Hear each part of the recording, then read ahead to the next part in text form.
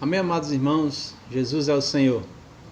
Nós queremos compartilhar com os amados, nessa oportunidade, a mensagem de número 3 do Alimento Diário, Contemplando Deus. O tema da mensagem de hoje é o espelho e o vaso. Eu queria ler com os irmãos 2 Coríntios, capítulo 3, versículo 18. Amém? Diz assim: E todos nós, com o rosto desvendado, contemplando como por espelho a glória do Senhor, somos transformados de glória em glória na sua própria imagem, como pelo Senhor, o Espírito. Ainda em 2 Coríntios, capítulo 4, queria ler o versículo 7. Diz assim: Temos, porém, este tesouro em vasos de barro, para que a excelência do poder seja de Deus e não de nós. Louvado seja o nome do Senhor. Senhor Jesus, Senhor, estamos diante da Tua palavra e pedimos a Ti, Senhor, a Tua misericórdia. Ó Senhor Jesus, fala aos nossos corações. Fala a mim, Senhor, fala a cada um que está acompanhando essa mensagem, que o Senhor possa, Senhor, fazer a Tua vontade por meio da Tua palavra. Louvado seja o nome do Senhor. Ó Senhor Jesus. Ó Senhor Jesus. Aleluia.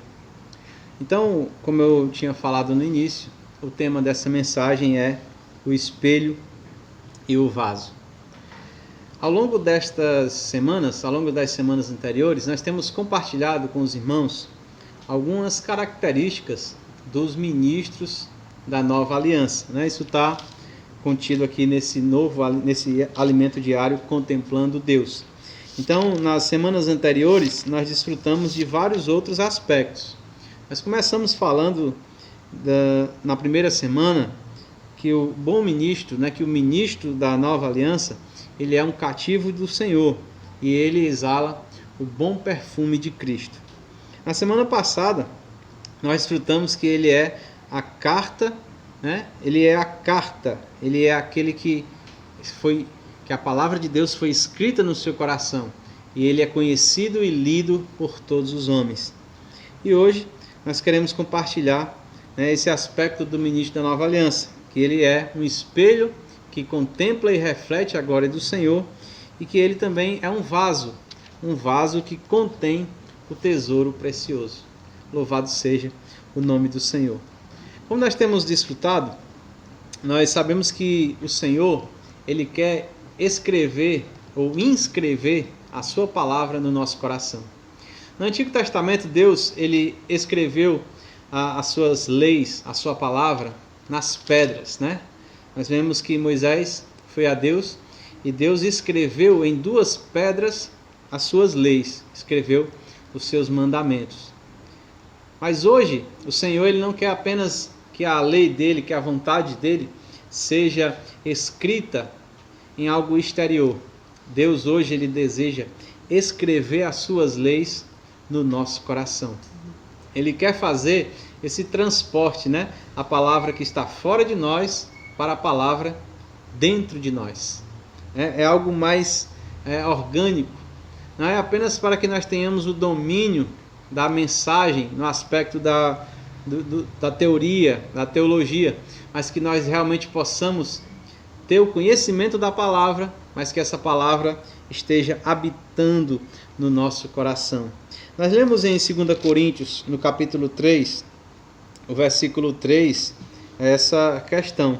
Aqui está escrito assim, estando já manifestos como carta de Cristo, produzida pelo nosso ministério, escrita não com tinta, mas pelo Espírito do Deus vivente, não em tábuas de pedra, mas em tábuas de carne, isto é, nos corações. O Senhor deseja, então, escrever a sua vontade no nosso coração, para que nós possamos ter uma realidade da graça de Deus. Quando a lei está fora, a lei de Deus estava fora do homem, ela é algo que pode ser aprendido, que pode ser compreendido. Mas o conhecimento meramente exterior da palavra pode produzir apenas uma questão de legalismo. A lei, ela exigia do homem a partir do que o homem é. Deus tem o seu caráter e o seu caráter foi exposto na lei. Então a lei mostrava ao homem o que Deus era e exigia do homem a partir do que Deus era. Já na era da graça, ou seja, quando a palavra de Deus ela sai do aspecto exterior e ela é trabalhada no nosso coração, nós temos um passo além. Nós temos a graça de Deus. A graça, ela não apenas mostra o que Deus é, mas a graça, ela supre o homem com o que Deus é, a fim de que o homem possa realizar aquilo que Deus exige. Não é uma exigência, mas é um suprimento. Então, através da lei, se nós encararmos a mensagem da palavra de Deus apenas como lei, apenas no aspecto exterior, apenas como doutrina, nós vamos ter uma sensação de que por conhecer já estamos no nível que Deus deseja. E aí nos tornar pessoas religiosas, que usam a palavra de Deus para julgar os outros, para exigir dos irmãos, né, de acordo com o ensinamento. Essa é uma maneira de nós tomarmos a palavra de Deus, o que o irmão compartilhou conosco, que é tomar a palavra de Deus no princípio da árvore do conhecimento do bem e do mal. Mas nós devemos tomar a palavra de Deus no princípio da árvore da vida. Tomar a palavra de Deus para dentro de nós, digerir essa palavra, viver por essa palavra. Assim nós não vamos exigir e nem condenar as outras pessoas, mas nós vamos reconhecer a nossa própria situação e vamos poder ser supridos pela graça de Deus, a fim de realizar aquilo que Deus deseja, não por nós mesmos, mas através de ser supridos, né, pela palavra de Deus. Sabemos que o inimigo de Deus, ele quer sempre nos afastar desse princípio da árvore da vida. No máximo, ele nos permite tocar na palavra no aspecto do conhecimento. Então, existe no mundo várias religiões, existem no mundo até mesmo várias divisões da igreja. Por quê? Porque muitas pessoas estão tocando na palavra não no seu aspecto de vida, mas estão tocando na palavra no seu aspecto de lei, no aspecto legal.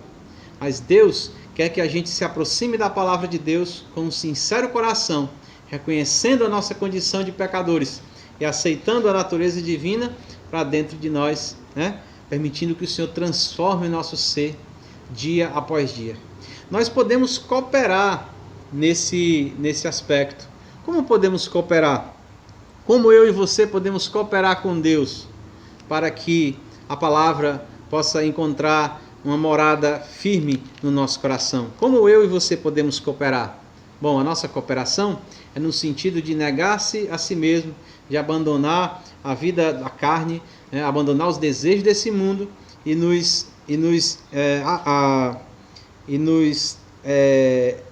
aproximarmos de Deus, né, de uma maneira mais firme, nos aplicar em conhecer mais o Senhor. Então, todos os dias nós precisamos ir até a Bíblia, buscar a palavra de Deus, buscar comunhão com o Senhor, em oração, né, em esvaziamento, em despojamento do corpo da carne dessa morte e realmente nos apoderando da verdadeira vida. Um inimigo, sabendo disso, ele monta suas armadilhas, né, ele monta as suas estratégias para nos afastar do verdadeiro conhecimento de Deus. Então, primeiro, o inimigo quer nos afastar da leitura da Bíblia, né? Ele pode providenciar várias coisas no nosso dia a dia para que eu não venha a ler a Bíblia, para que eu não tenha contato diário com a palavra de Deus. Ele quer também nos afastar da comunhão com Deus, né? Ele nos ocupa, ele ocupa o nosso tempo, ocupa a nossa mente, para que nós não tenhamos paciência, para que nós não tenhamos concentração de nos voltar, de nos ajoelhar, de conversar com o nosso Deus, de orar. O inimigo ele arma várias estratégias. Hoje, uma das tarefas mais difíceis hoje, nesse mundo atual, é nós orarmos. Toda vida, quando nós vamos orar, pode prestar atenção, na hora que você se ajoelha para orar, muitos pensamentos podem tentar invadir a sua mente. Então nós temos que orar para proteger a nossa oração, né? Orar ao Senhor que guarde a nossa mente, para que naquele momento de oração, realmente o nosso sentimento esteja totalmente voltado para a palavra de Deus. Que o nosso sentimento não se desvie nem para um lado nem para o outro, mas que o nosso sentimento realmente esteja voltado para o Senhor, né? Para conversar com o Senhor. Não apenas para lançar orações ao céu, mas para conversar com o nosso Deus, para desenvolver um relacionamento com o nosso Senhor. Como já falamos aqui nas outras semanas, nós não podemos de maneira alguma desenvolver um relacionamento com alguém se nós não gastarmos tempo em comunhão com aquela pessoa. Assim também é com o nosso Deus.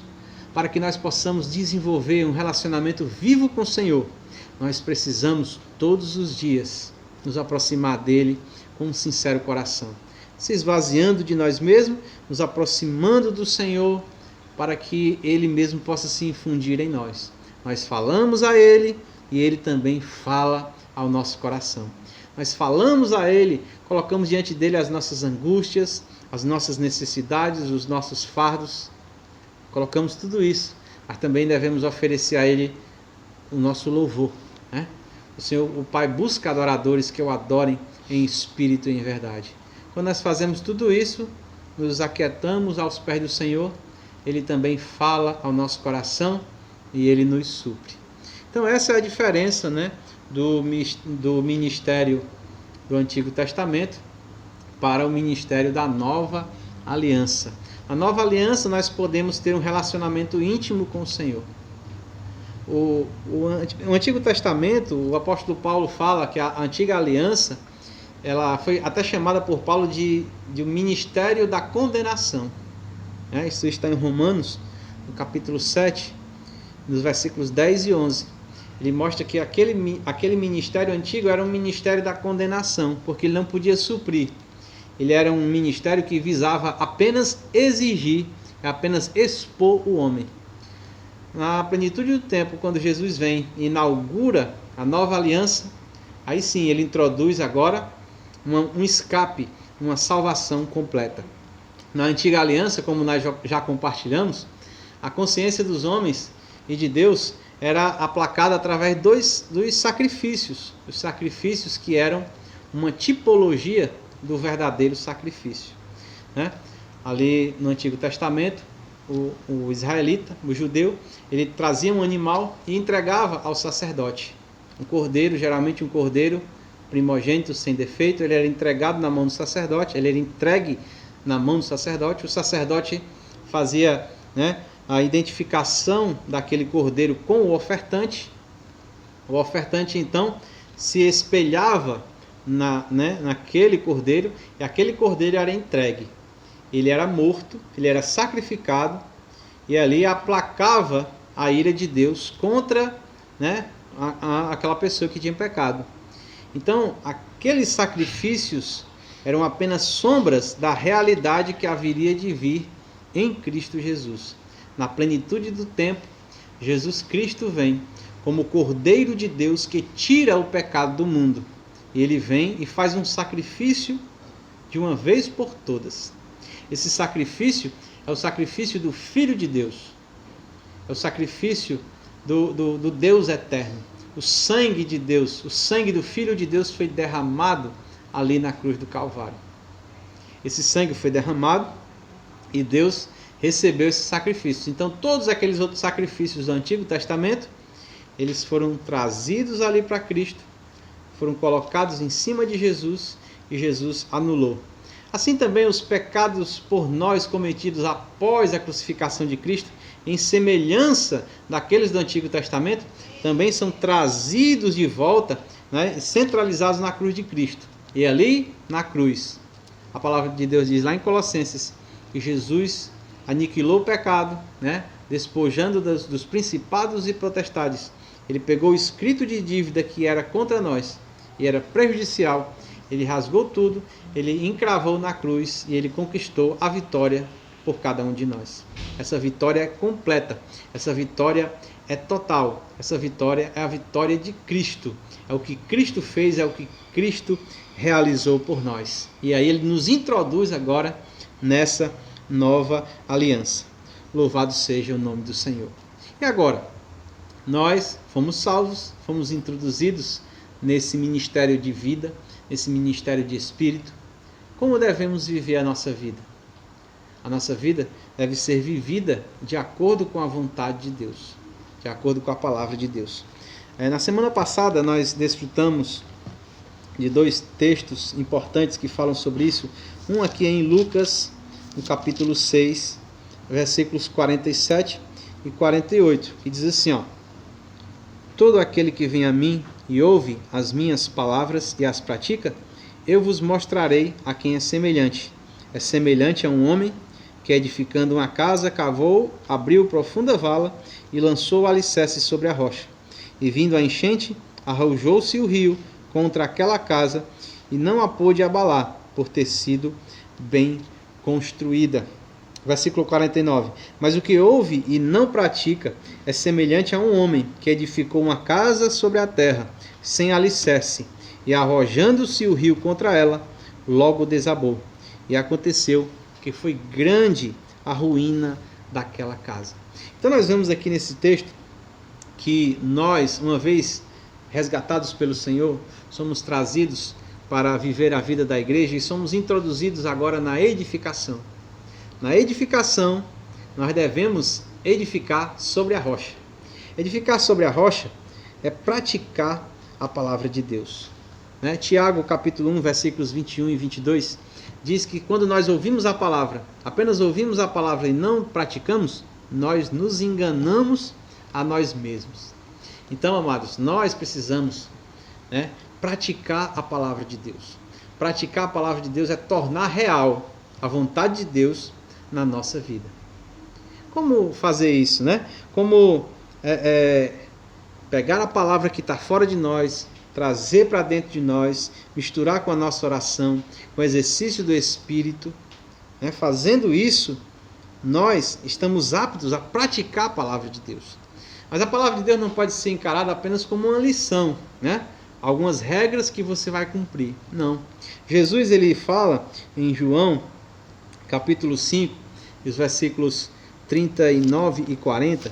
Vou ler aqui junto com vocês. João, capítulo 5, versículos 39 e 40. Jesus diz assim, ó: examinais as Escrituras, porque julgais ter nelas a vida eterna, e são elas mesmas que testificam de mim. Contudo, não quereis vir a mim para terdes vida. Então a palavra de Deus não é meramente algo que se aprende.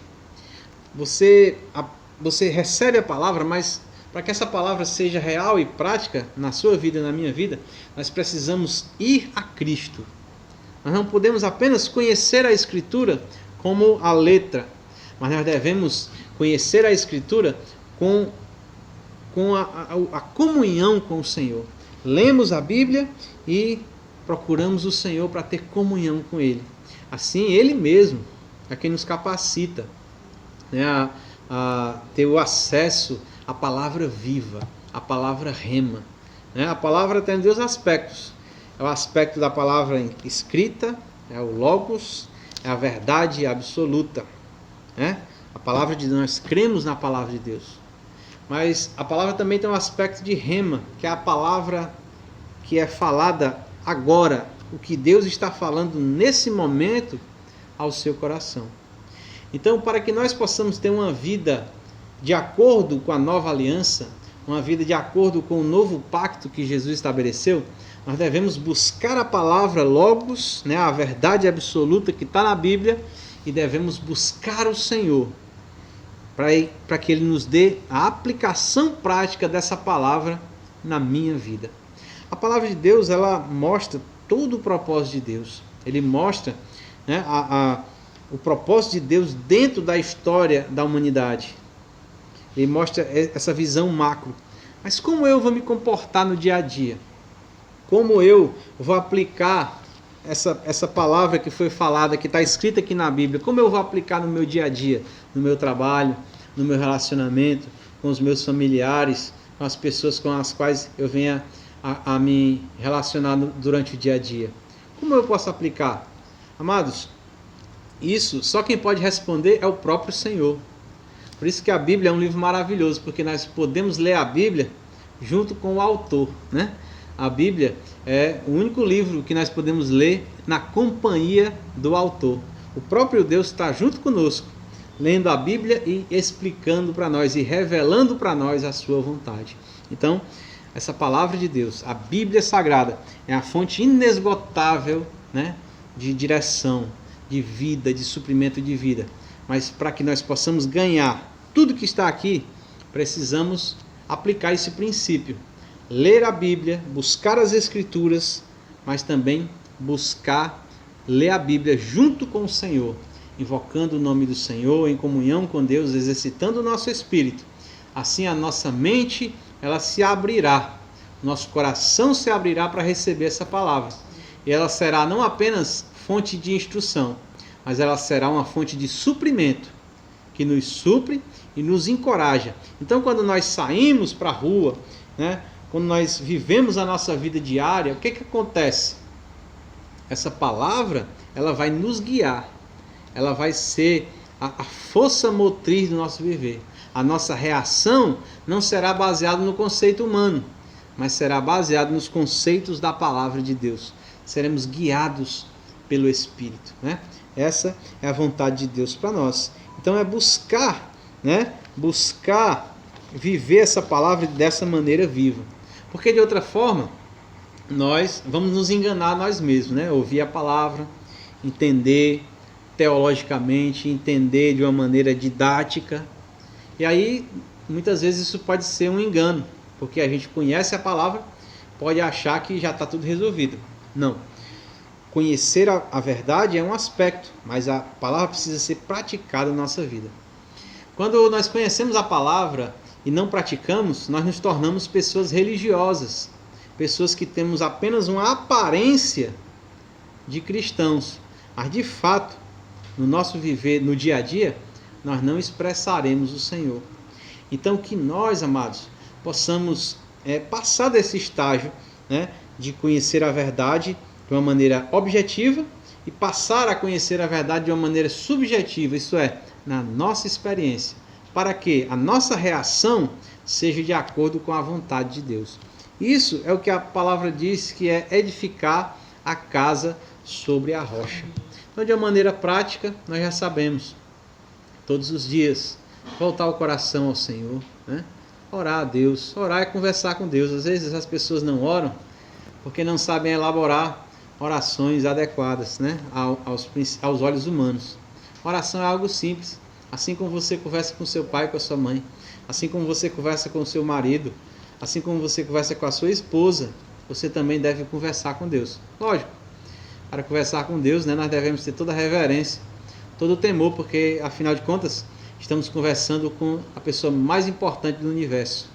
Então temos que pedir o sangue do Senhor para nos aproximar do Senhor, né, invocando o Senhor, e nos aproximar de Deus. Em Hebreus fala que o caminho foi aberto. Jesus Cristo nos abriu um novo e vivo caminho. Podemos comparecer diante do Senhor confiadamente, porque Jesus ele já resolveu o problema de inimizade que havia entre nós e Deus. Então eu posso me aproximar, né? Com toda reverência, com todo respeito, me aproximo do meu Senhor e falo para Ele como falo a um amigo, falo para Ele aquilo que está no meu coração, né?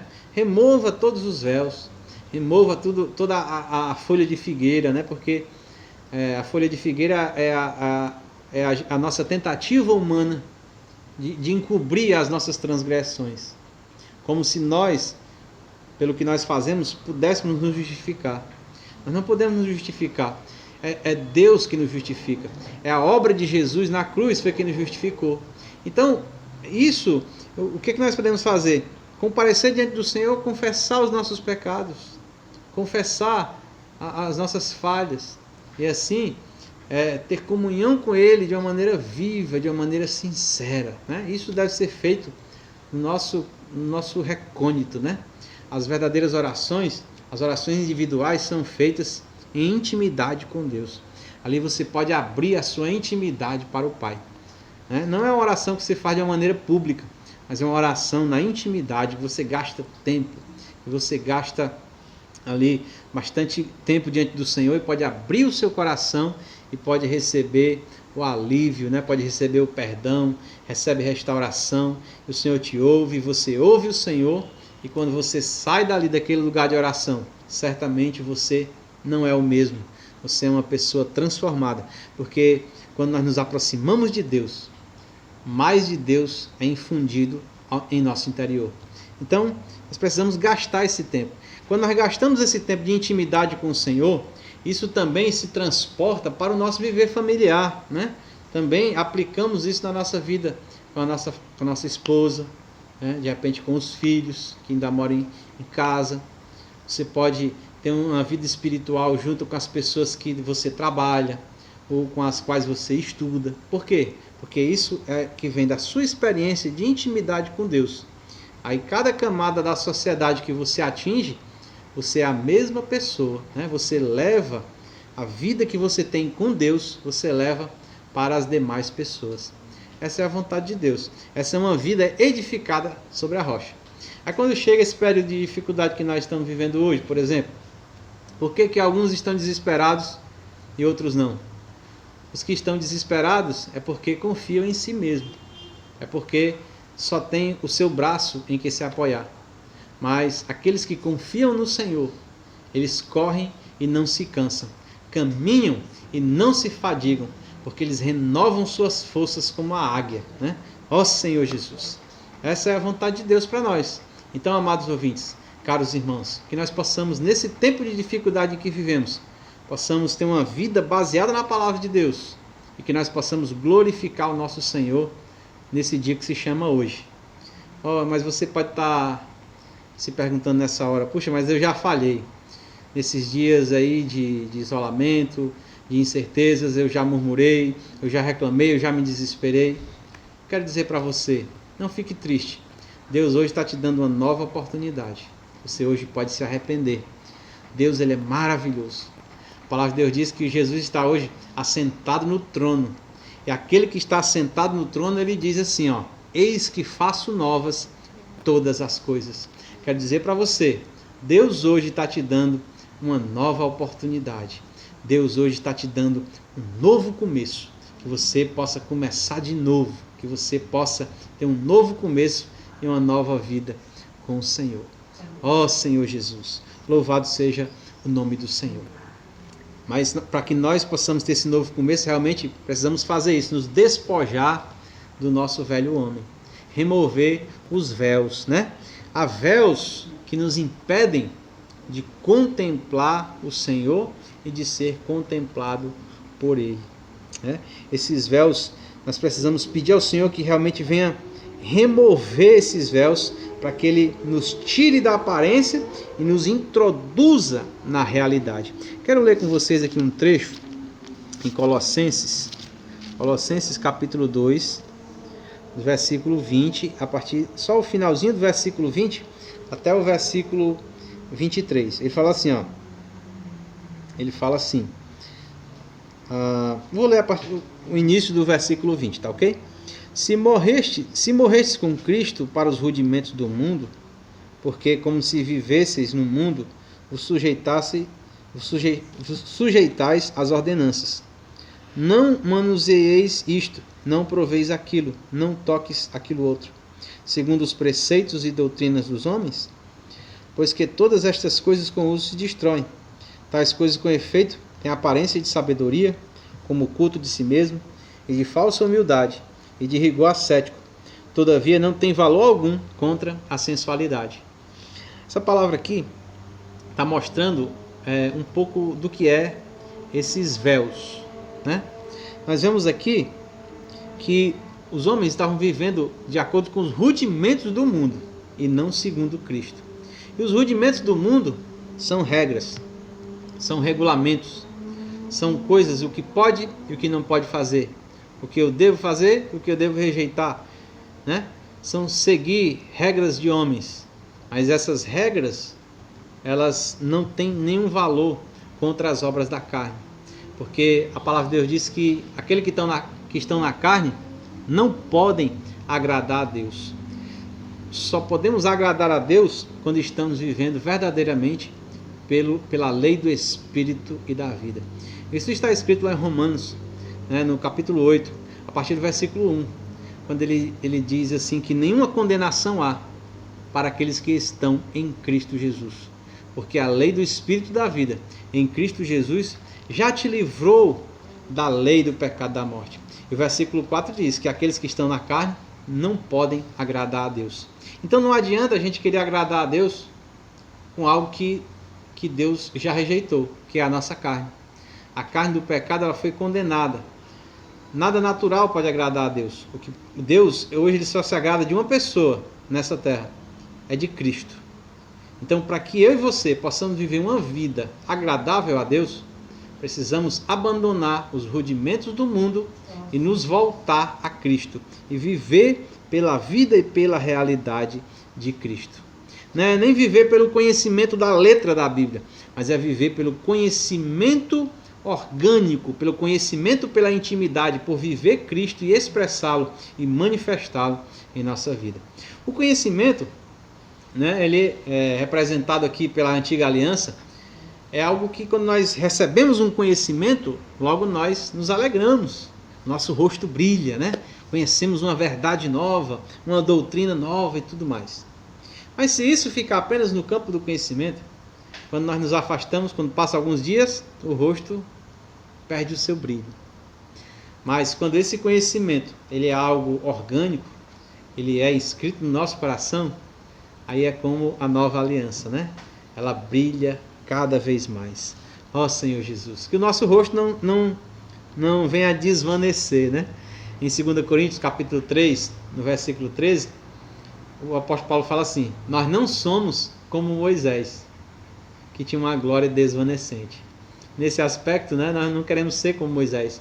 Moisés ele ia lá para a tenda, contemplava Deus, depois quando ele saía da presença de Deus, o rosto dele começava a apagar, ele colocava um véu. Né? De certa forma, nós podemos viver assim, como se vivêssemos na antiga aliança. Aproximamos da verdade, conhecemos a verdade, nosso rosto brilha. Aí quando passa os dias, o brilho começa a apagar. Então muitas vezes o que a gente faz? Coloca uma capa, né? Coloca um véu. Isso aí, irmãos, é para uma advertência para nós. Que esse véu da religião, que esse véu não venha nos afastar do verdadeiro conhecimento de Deus. Esse véu, muitas vezes, é a nossa autossuficiência, né? Nós queremos ter uma aparência de cristãos, queremos ter uma aparência de piedade, mas isso não passa de religião. Que a nossa vida espiritual seja genuína. Os homens espirituais, eles não são homens estranhos, são homens absolutamente normais. Não são comuns, mas são normais. Quanto mais eu me aproximo de Cristo, mais a humanidade de Jesus é infundida em mim. E quanto mais eu me aproximo de Deus em Cristo, mais humano eu me torno. Mais eu posso chorar com os que choram, mais eu posso me alegrar com os que se alegram, mas eu posso viver uma vida de doçura diante de Deus e dos homens, e ser agradável às pessoas. Muitas vezes aqueles que se dizem espirituais tornam-se verdadeiros robôs, né? Pessoas sem sentimentos, pessoas que só pensam em fazer coisas da religião, em agradar aquilo que a religião quer. Amados, fuja de tais pessoas, porque isso é a falsa espiritualidade, isso é religião, isso é um sepulcro caiado. Por fora está muito bonito, mas por dentro é cheio de podridão. Então que nós possamos viver a realidade, né? Não sejamos pessoas que vivem de aparência, mas que vivamos a realidade. Ó Senhor Jesus, o conhecimento superficial da palavra de Deus faz com que nós nos tornemos pessoas religiosas, mas que nós possamos verdadeiramente ter um conhecimento profundo de Deus, né? Não apenas o conhecimento da letra, mas o conhecimento da experiência, né? Ó Senhor Jesus. Em 2 Coríntios, capítulo 3, versículo 16, ele mostra a cura para essa questão, tá certo? Há uma cura, né? Louvado seja Deus. Ele diz assim, ó, eu vou ler a partir do 15, né? Para dar o contexto. Ele fala assim, versículo 15, mas até hoje, quando é lido Moisés, o véu está posto no coração deles, né? Falando dos religiosos. Versículo 16, quando, porém, algum deles se converte ao Senhor, o véu é retirado. Louvado seja o nome do Senhor. Então nós precisamos converter o nosso coração a Deus. Ó Senhor. Em Hebreus fala que nós devemos converter o nosso coração ao pastor e bispo das nossas almas. Esse é Jesus Cristo. Então quando nós convertemos o nosso coração, esse véu é retirado. Aí nós comparecemos nus diante do Senhor. Não precisamos de nenhuma justificativa humana. O que nós precisamos é da justiça que está em Cristo. 1 Coríntios, capítulo 1, versículo 30, diz que Jesus Cristo já se tornou, da parte de Deus, sabedoria e justiça, santificação e redenção. Ele se tornou para nós a nossa justiça. Então, abandone a justiça própria e abrace a justiça que há em Jesus. Então, quando nós nos convertemos a Jesus, o véu é retirado. Aí o versículo 17 diz: ora, o Senhor é o Espírito, e onde está o Espírito do Senhor, aí há liberdade. Ó Senhor Jesus, vemos que esse véu é a mesma coisa da experiência lá de Lázaro, né? Lázaro estava todo enfaixado lá, igual uma múmia, né? Estava todo amarrado lá, mas Jesus mandou remover a pedra e mandou Lázaro, né? Lázaro, vem para fora. Quando Lázaro saiu de dentro do túmulo, ele já saiu todo enrolado, todo enfaixado. Mas Jesus falou uma coisa interessante: desatai-o, né? Desata esse Lázaro para que ele seja livre. Assim também eu e você. Quando nós nos convertemos ao Senhor, é como se nós estivéssemos mortos. Aí nós saímos de dentro da tumba ali, todo cheio de véu. Mas Jesus, ele olha para nós e dá uma ordem: desatai-o. Louvado seja o nome do Senhor. Que todos os véus sejam removidos, né? Que tudo que está em cima de nós, que nos atrapalha de ter esse contato vivo e íntimo com o Senhor, possa ser removido, para que nós possamos verdadeiramente ter essa comunhão com o Senhor, sem nem um impedimento, né? Ao versículo 17, né? Ora, o Senhor é o Espírito, e onde há o Espírito do Senhor, aí há liberdade. Desfrutamos dessa liberdade. Quando remove o véu, somos libertos pelo Senhor. Aí no versículo 18 ele diz: e todos nós com o rosto desvendado, ou seja, agora nós estamos livres, amém? Porque estamos no Espírito, e onde está o Espírito do Senhor, aí é a liberdade. E todos nós com o rosto desvendado contemplamos como por espelho a glória do Senhor. Tem uma tradução que diz que nós contemplamos e refletimos a glória do Senhor. Ora, nós somos o espelho. Nós ficamos aqui diante do Senhor, né? O Senhor está na nossa frente. Nós contemplamos o Senhor e refletimos o quê?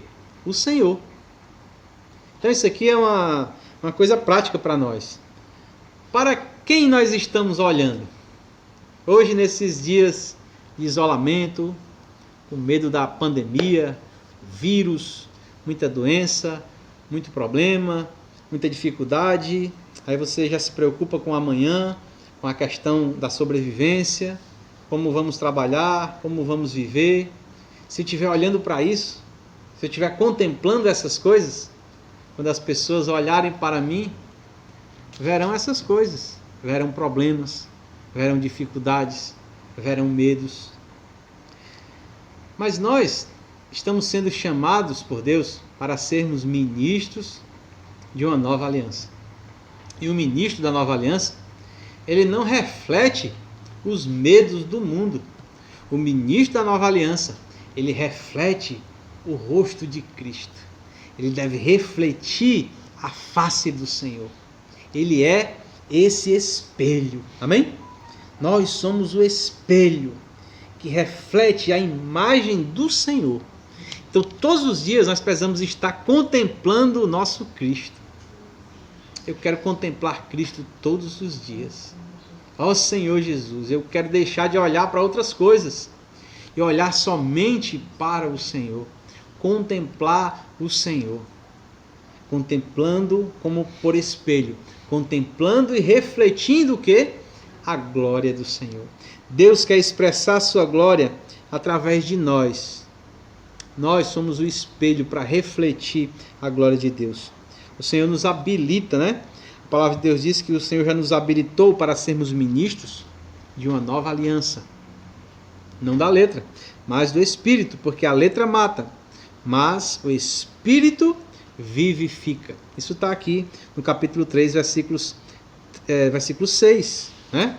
O Senhor nos habilitou para sermos esses ministros. Nós temos esse ministério. Então nós devemos ser tais pessoas que vivem para refletir a glória do Senhor. Ó Senhor Jesus. Logicamente que Satanás ele quer atrapalhar, né? O versículo 4 do capítulo 4 aqui de 2 Coríntios, ele diz assim, versículo 3 diz: mas se o nosso evangelho ainda está encoberto, é para os que se perdem que está encoberto, nos quais o Deus desse século cegou o entendimento dos incrédulos, para que não lhes resplandeça a luz do evangelho da glória de Cristo, a qual é a imagem de Deus. Então o inimigo ele quer cegar, ele quer colocar um véu, ele quer de todas as formas nos velar, para que nós não possamos contemplar e refletir ao Senhor, né? Mas o versículo 6 diz assim, porque Deus que disse, das trevas resplandecerá a luz, Ele mesmo resplandeceu em nosso coração, para a iluminação do conhecimento da glória de Deus na face de Cristo. Louvado seja o nome do Senhor. Então, não há escuridão, não haverá véu, porque o Senhor já nos libertou. Ele quer se expressar por meio de nós. A palavra também nos fala que nós somos vasos de misericórdia. Aqui no versículo 7, 2 Coríntios, capítulo 4, versículo 7, diz assim: temos, porém, este tesouro em vasos de barro, para que a excelência do poder seja de Deus, e não de nós. Amém? Então, por um lado, somos espelhos, que refletimos a glória do Senhor. Por outro lado, somos vasos. Paulo fala dos vasos de misericórdia. Somos esses vasos que contêm o quê? Que contêm o próprio Senhor. Tesouro. O problema é que às vezes nós que já vivemos a vida da igreja, que já estamos nesse processo de habilitação, né, para sermos esses ministros da nova aliança, consideramos o vaso muito precioso. Mas o vaso aqui, né, esse vaso é de barro, não é um vaso tão precioso. Naquela passagem lá que a mulher quebrou um vaso aos pés de Jesus, a passagem ali diz que era um vaso de alabastro, era um vaso caro, né? Tanto o conteúdo quanto o vaso era caro, mas mesmo assim aquela mulher quebrou aquele vaso. Mesmo se você se considera um vaso caro, deixa esse vaso quebrar. Quebre esse vaso para expressar o tesouro que tem dentro. O tesouro é o próprio Senhor Jesus querendo se manifestar através de cada um de nós. Então somos esses tesouros em vaso de barro, para que a excelência do poder seja de Deus e não de nós, né? Nós devemos reconhecer que a excelência está em Deus, não está em nós, está em Deus. 2 Coríntios capítulo 1, versículo 9, diz assim: contudo, já em nós mesmos tivemos a sentença de morte, para que não confiemos em nós, e sim no Deus que ressuscita os mortos. Não dê tanto valor a esse vaso. Negue-se a si mesmo, tome a cruz e siga o Senhor. Em nós já temos uma coisa, a sentença de morte, para que não venhamos a confiar na nossa própria capacidade, mas confiemos de fato no nosso Senhor. Mas sabemos que nesse mundo temos aflições. A palavra de Deus diz: no mundo tereis aflições, mas tende bom ânimo, eu venci o mundo. Então o Senhor que está dentro de nós já venceu. E por que nós hoje passamos por dificuldades? Ora, nós passamos por dificuldades porque Deus ele deseja realmente quebrar esse vaso para que o tesouro venha aparecer, né? Então aqui no versículo 8, 2 Coríntios capítulo 4, a partir do versículo 8, ele diz assim: em tudo somos atribulados, porém não angustiados, perplexos, porém não desanimados. Então nesse mundo, né, temos aflições. Agora mesmo estamos passando por dificuldades, mas nós não estamos angustiados. Perplexos, nunca vimos isso, porém não desanimados. Perseguidos? Sim, porém não desamparados. Abatidos? Até pode ser, porém não destruídos. Ó Senhor Jesus, levando sempre no corpo o morrer de Jesus, para que também a sua vida se manifeste em nosso corpo. A vida de Jesus é quem se manifesta em nosso corpo, porque nós que vivemos somos sempre entregues à morte por causa de Jesus, para que também a vida de Jesus se manifeste em nossa carne mortal. De modo que em nós opera a morte, mas em vós opera a vida. Esse é o viver de um ministro da nova aliança. Permitir que o nosso corpo seja mortificado para que a vida de Deus se expresse através de cada um de nós. Ó Senhor Jesus. Amados, essa é a palavra de Deus, que nós possamos crer. O versículo 12 diz assim, versículo 13. Tendo, porém, o mesmo espírito da fé, como está escrito, eu criei, por isso é que falei. Também nós cremos, por isso é que também falamos. Então nós devemos simplesmente crer nessa palavra, crer na palavra de Deus. Passamos por sofrimentos? Sim, certamente passamos. Os sofrimentos são mesmo inerentes à vida humana, mas que os sofrimentos pelos quais nós passamos possam ser úteis para nós. Tem um hino no nosso cenário que diz: os sofrimentos ganhos são para mim, no lugar do que me tomas, tu, Senhor, te dás a mim. Tem dois sofrimentos, dois tipos de sofrimento que a Bíblia fala. Um é o sofrimento por coisas que nós mesmos fazemos. Primeira de Pedro, capítulo 4, na primeira epístola de Pedro, no capítulo 4, versículo 15, ele diz assim, não sofra, porém, nenhum de vós como um assassino ou ladrão, ou malfeitor, ou como quem se intromete nos negócios dos outros. Não sofra dessa maneira. Esse sofrimento aqui, ele realmente é desperdiçar a vida. Então nós devemos fazer o bem. A palavra de Deus diz que nós devemos fazer o bem a todos. Devemos viver uma vida reta, uma vida digna de louvor da parte de Deus e também da parte dos homens. Então não sofra como um ladrão, né, como um malfeitor, ou como quem se intromete nos negócios dos outros. Esse sofrimento realmente não agrada a Deus e não tem nenhum proveito. Aqueles que cometem esse tipo de coisa vão sofrer a disciplina, né? São disciplinados por Deus. Tem também tipos de sofrimento pelas nossas próprias escolhas. Às vezes nós compramos o que não podemos, às vezes nós entramos num lugar que não era para entrar, por uma escolha errada que a gente fez. Também somos reprovados e disciplinados por Deus.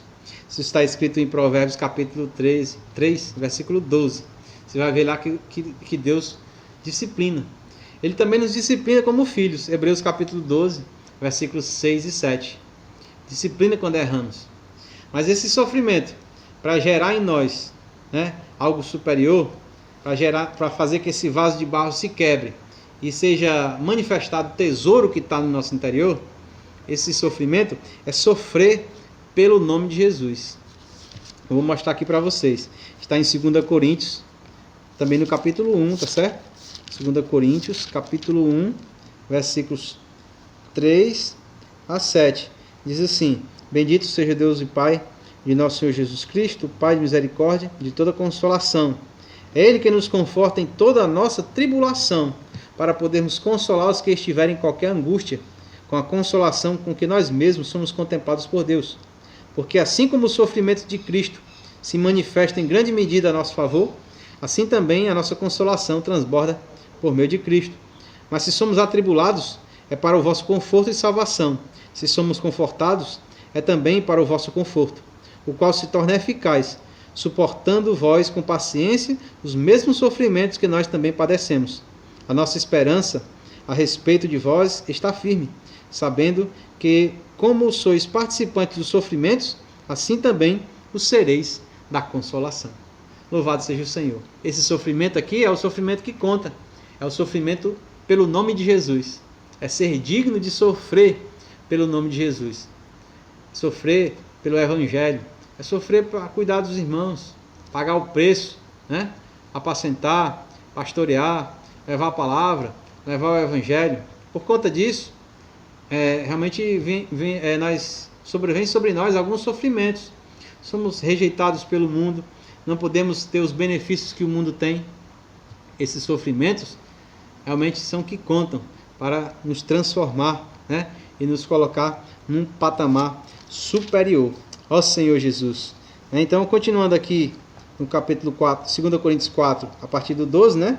De modo que em nós opera a morte, mas em vós a vida. Ou seja, no ministro da nova aliança opera esse mortificar de Jesus, para que a vida de Jesus possa operar nos outros. Ó Senhor Jesus.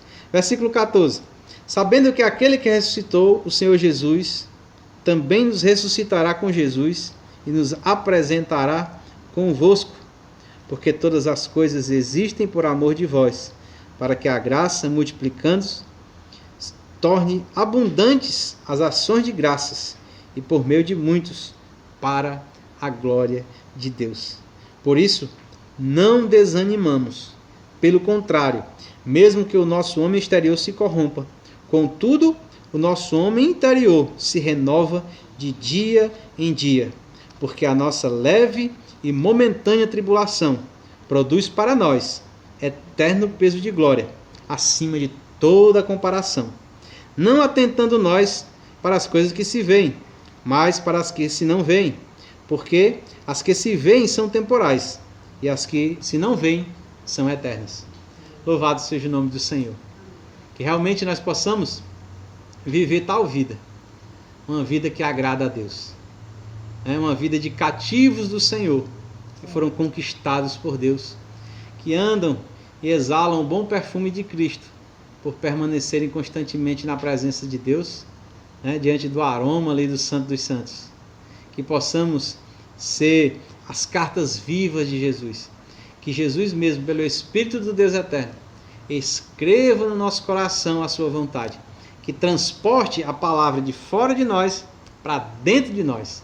Que saia apenas das pedras da lei, mas entre para dentro do nosso coração. E que o nosso viver seja um viver conhecido e lido por todos os homens. Quando as pessoas olharem para nós, eles podem ler a vontade de Deus. Que sejamos também os espelhos que contemplam a Deus e refletem a glória de Deus. As pessoas possam ver a glória de Deus na face de Cristo, através de olhar para nós. Que sejamos os vasos de barro, os vasos de misericórdia, que expressam o tesouro rico que está dentro de nós. Que embora diante das tribulações possamos dar esse testemunho de que nós temos um tesouro precioso dentro de nós, que nada pode de fato nos vencer, porque nem a morte pode vencer um cristão, porque mesmo que a morte toque em nós, nós estaremos sempre com o Senhor. Então nada pode derrotar um verdadeiro filho de Deus, porque Jesus já venceu a morte, venceu todas as coisas negativas, e nele, eu e você, somos mais que vencedores, por meio daquele que nos amou. Amém? Jesus é o Senhor. Espero que Jesus possa ter falado ao seu coração. Recomendamos a leitura do alimento diário, que você possa ler, possa ruminar essa palavra, e que através de comer essa palavra, você possa realmente ser introduzido na realidade do ministério da Nova Aliança. Jesus é o Senhor. Que Deus te abençoe e te guarde. Amém.